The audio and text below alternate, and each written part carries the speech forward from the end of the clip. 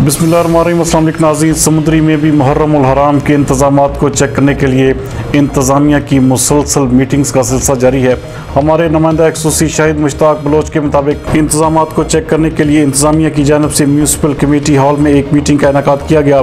Meeting में SP सदर division Rao Ashraf, assistant commissioner समुंदरी फैसल सुल्तान, DSP सर्कल मियाँ नासिर नवाज समेत तमाम थानों के SHOs, तमाम मकातबे फ़िक्र के उलमा इकराम और दीगर अफराद ने शिरकत की। इजलास में फैसला किया गया कि मुहर्रम और हराम के दौरान अमन व अमान की फ़िज़ा बरकरार रखने के लिए जामे इंतज़ामी और हिफाजती हिकमत अमली वज़ा की जाएगी, जिसको कामयाबी से हमकिनार करने के लिए तमाम मकातबे फ़िक्र के उलमा इकराम की मावनत नागज़ीर है, जो कि मजहबी हम आहंगी और अमन व सलामती के क़याम के लिए हमेशा सफ़ अव्वल में रहकर कलीदी किरदार अदा करते हैं।